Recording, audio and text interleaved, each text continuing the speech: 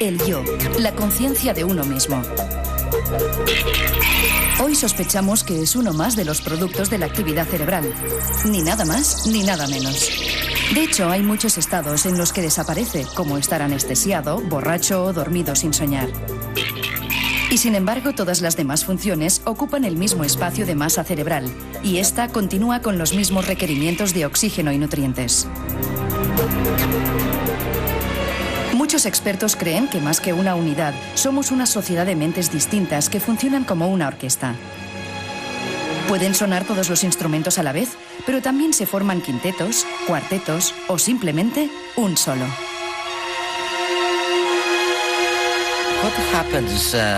¿Qué pasaría? Quiero decir, oye, vamos a ver.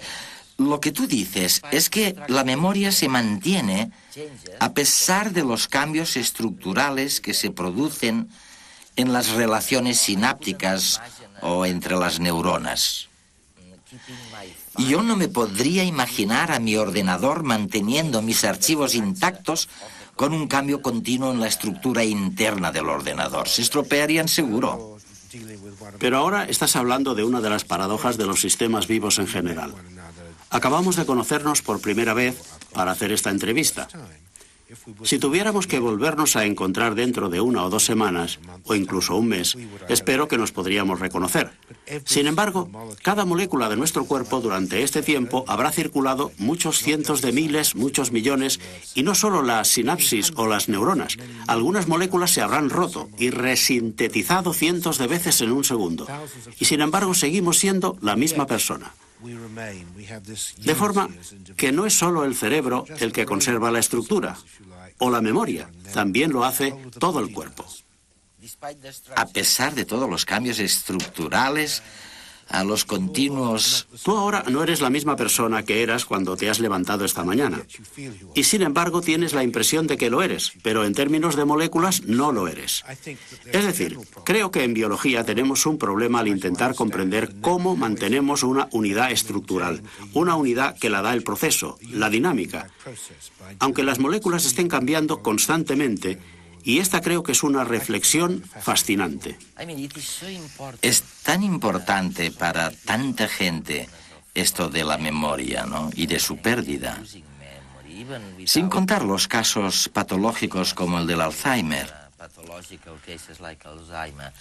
Creo que se debería invertir muchísimo más tiempo y dinero en buscar cómo aliviar este problema.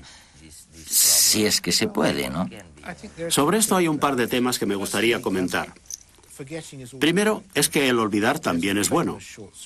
Hay un cuento muy famoso del escritor Jorge Luis Borges llamado Funes el Memorioso. Funes es un personaje que lo recuerda todo. Nunca se olvida de nada. Recuerda el rastro que deja al caer una gota o el dibujo de efecto marmóreo de la contraportada de un libro. Y como dice Borges, tardaba todo un día en recordar lo que le había sucedido el día anterior. Y Funes se murió muy joven de una sobredosis de memoria. Es muy importante no recordarlo todo y hay que olvidar todo lo que no tiene relevancia.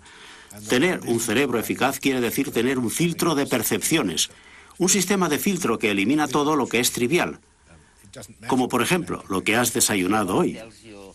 O sea que cuando alguien te dice que te has olvidado de su cumpleaños porque no le importa... Es probablemente cierto si para ti en el fondo es trivial, porque no debes memorizar este tipo de cosas.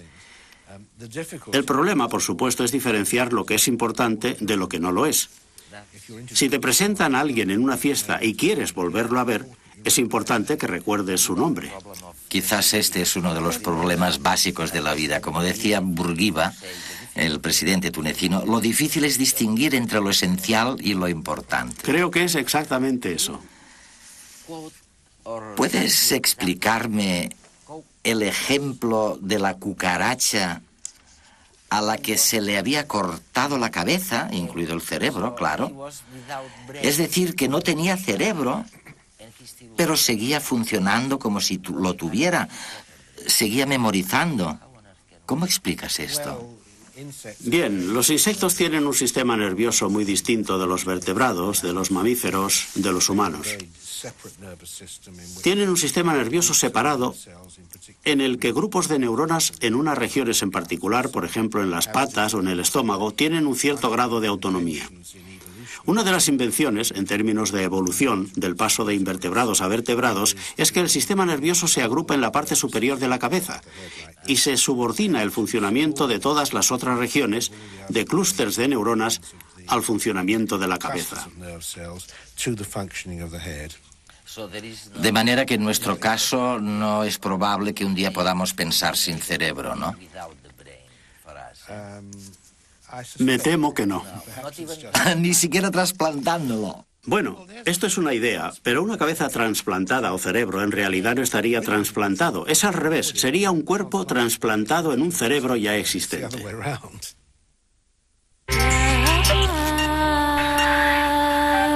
Hoy nos vamos a ocupar de, imagínenselo, nos vamos a ocupar de, bueno, cómo funciona el cerebro cuando funciona, ¿no? ¿Cómo guardamos las cosas? Si las guardamos forever, para siempre, o las guardamos y las olvidamos. Y luego, ¿cómo olvidamos? Si olvidamos, es realmente ver si nos podemos fiar del cerebro, ¿no? Y bueno, y saber, comparándolo con el del resto de los animales, saber, oye, un poco lo básico, ¿no?, que debiéramos saber.